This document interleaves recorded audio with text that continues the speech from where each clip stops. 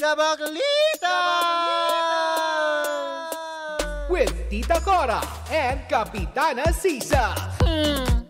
Same, pero iba. We are number 106.7 Energy FM. Panggawag mong sabihin radyo, sabihin mo. Yan! At syempre sa lahat pa rin po ng mga nakatutok sa atin. Hello pa rin po. Ako pa rin po si Kapitana Sisa sa ngalan ng aking partner, si Tita Cora. Eto pa rin ang Baklita sa Woo! Diba? Hi po sa inyong lahat dyan. Samang kayong panig ng Metro and Mega Manila. Isang magandang umaga pa rin po sa inyong lahat. At syempre sa ating mga papa mong drivers. Cool ka lang. Relax ka lang. Simple lang ang buhay, ngumiti ka na lang. Ganon. Kasi nga, wala tayong magagawa sa traffic, diba? Wala na talaga. Kahit pa mangisay ka dyan, hindi na uusad ang traffic dahil yan na yon. Kaya, kumalma ka. Kalma. Baby, kalma. Ganon, diba? Pero eto, mukhang kakalma ka dito dahil mamimigay tayo ng 500 pesos mula sa Pangga Bingo Plus Panalo!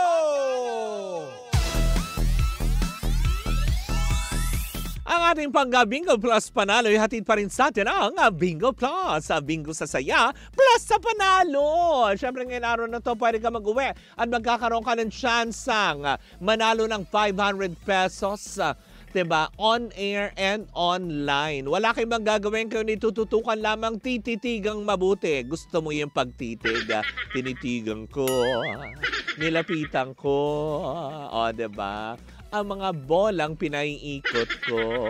Yan. Tignan natin mabuti kung ano nga ba ang lucky number for the day. Ang Bingo Plus lucky number for the day na lalabas para sa programang Baklita sa Woo! Ganon dapat kayo, diba? So, eto na.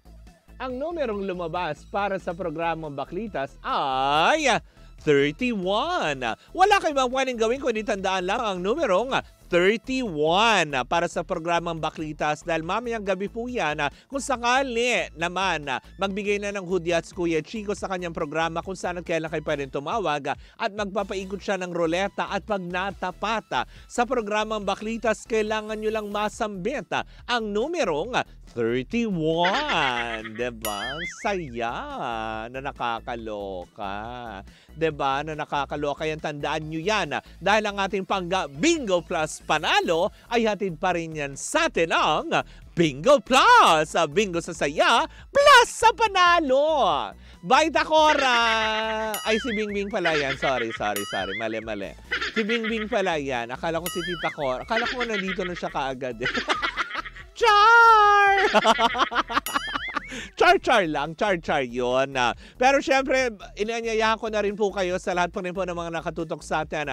Mamayang gabi po ay parang episode 16 na kung saan nga naman makikipaglaro sa atin ang nag-iisang MTRCB chairman na si Chairman Lala Soto para sa ating True Lalo o Witty Tits segment, diba? Kung ano-ano mga sikretong ating nabunyaga, mamaya po yan i-upload, diba? Panoorin nyo po yan sa iba't ibang social media platforms ng Energy FM and of course sa Spotify, diba? Sa Baklita sa podcast. Powered by Bingo Plus! Bingo sa saya plus sa panalo. Diba na nakakaloka yun? Pero eto mukhang hindi magpa-plus-plus kung hindi nagpakita na mismo. Hindi naman talaga totally nagpakita na pero parang nagparamdam na. Oo. Yung mga controversial na sinasabi kasi hodang nagtago, kasi hodang ganito. Aba, ating napag-alaman mula sa ating mga chismosang kapitbahay, hindi raw nagtatago si Kenshan. Diba? Pawang nagbakasyon po lang talaga siya at very much aware daw ang kanyang home network dahil nagpaalam pala ito na magbabakasyon last June pa. At very much aware daw dyan, di umano, sabi very much aware naman daw kasi nagpadala naman daw siya ng letter na siya ay magli-leave of absence muna. So ibig sabihin, notified ang kanyang manager management na siya ay magbabakasyon at hindi siya nagtatago gaya ng ibinibintang nyo. Diba? Na nakakaloka. Dahil kung mapapansin nyo, parang may mga ilan-ilan na pagpo-post, may pinopost naman din at medyo active naman on social media si Kenshan. Hindi nga lang frequent, pero 'di ba, mapapansin niyo na may mga pinopost din naman siya on social media. So ibig sabihin lang nito, 'di ba, ay hindi po totoo yung lumabas sa balita na siya ay nagtatago dahil di umano sa pagkakalugi doon sa kanilang negosyo. Dinidemanda siya di umano ng kanyang mga partners dahil nga dito sa ganyan. Aba, doon pa rin po sa mga walang tigil na nagkakalat ng balita, alam niyo ba? Mukha daw yata na nakikipag-usap na itong si Kenshan sa ilang mga legal counsels para mabalikan itong mga nagpapakalat ng maling impormasyon na siya ay nagtatago dahil lamang sa utang daw. 'Di ba? Pagkakautang daw sa mga partners niya sa negosyo, 'di ba? Kasi parang syempre, nga naman, 'di ba? Nagbakasyon lang, nagtago agad. Hindi ba pwedeng, alam mo 'yon, na parang si Angel Locsin na nag-social media detox talaga, 'di ba? Na hindi natin pa siya masyadong masaychina ngayon. Di ba pa pwedeng gano'n? Kasi di ba once in a while, kailangan mo na mag-reset, di ba? Ng bongga. Minsan kailangan mo lang tumahimik ng sandali, di ba? Pero hindi ibig sabihin nito ay tinatalikuran niya kung ano man ang naging problema na meron sila na wala pa naman din makapagkumpirma. Dahil yung iba mga nagreklamo na sinasabing nagreklamo daw kay Kenshan ay hindi naman kayo lumantad, di ba? Wala namang paglantad, di ba? Wala naman kayo sa Senado. Hindi, char-char lang. Hindi natin paabutin pa do. Maling kaso. Mali. Iba pala yun. Char lang. Pero yun na nga, diba? Hindi po, kumaga parang kinlaro mismo ng management ng GMA7 na walang pagtatagong nangyari. At hindi po basta na lang iniwan ni Kenshan yung abot kamay na pangarap dahil bigla siyang nawala doon sa serye na yun eh. 'Di ba? Na sinasabi ng mga tao, baka nga, ganun. Ang dami yung spekulasyon. 'Di ba? Minsan kailangan din ng tao magpahinga, baka naman talagang napagod na. Kung may problema man siya, baka naman talagang, alam mo yon, kaya siya nag-leave of absence dahil ni-resolve niya yon in private, diba? Na hindi niya kailangan isang bulat sa publiko na, nasolusyonan ko na yung ganito. Na ganyan. Diba? Parang, keber ng tao, diba? Mga tipong ganyan. Kaya diba doon sa mga nagpapakalat ng mga ganitong pagtatagupa, din naman ganyan, itigil nyo na po dahil syempre, diba, unang-una wala pang basihan, pangalawa, walang konkretong reklamo, diba, na sinasabi. Wala nga nakapagpakita ng kahit anong ebidensya na merong reklamo labang kay Kenshan eh. Puro speculations po lamang, diba? Well, yun lang. Naklaruhan tayo na siya ay hindi nagtatago, bagkus ay nagbakasyon na ipinaalam sa kanyang management. And karapatan niya yon kung siya ay nakaka-feel na ng stress. Kung feeling ba niya, diba, gusto niya munang kumawala sa kung ano man ang kanyang pinagdadaanan. Karapatan niya yun dahil tao siya, diba? Na nakakaramdam, nasasaktan, nagmamahal. Diyos, iba na pala yon. Iba na naman. Hindi na tayo papunta sa hot stories. Gano'n. Paano mapunta tayong hot stories? Gano'n.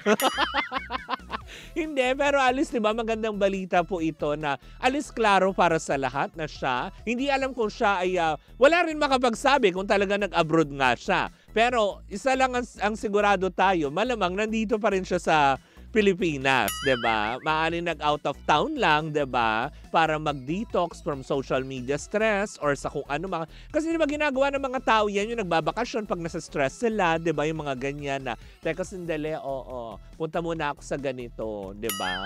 Pero ako pag nag-detox ako, alam niyo, pupunta ako, alam mo kung saan? Sa Siargao. Dahil diyan ang mga afam. Nakikurious ako dyan sa Siargao.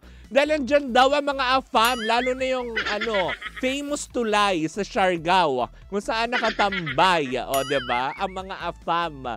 Malay nyo one of these days. Diba? Why not? Bakit ba? Malay nyo naman, doon ko makatagpo ang aking Mr. Right. ang maglalagay ng icing sa ibabaw ng cupcake ko. Naks! May pa-cupcake! Cherry on top and cherry on top. O, diba? Yung mga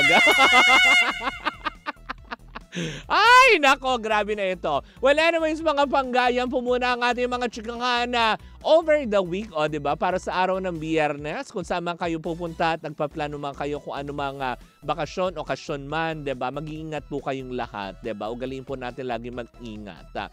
Diba? Hangad ko po ang inyong kaligtasan na naway kayo maging masaya at makapagpahinga itong darating na weekend. Hindi ba? Well, in the meantime, ako po muli si Kapitana Sisa sa ngalan ng aking partner na si Tita Cora. Ito pa rin ang Baklita sa Woo Woo Woo! And we are still same pero iba!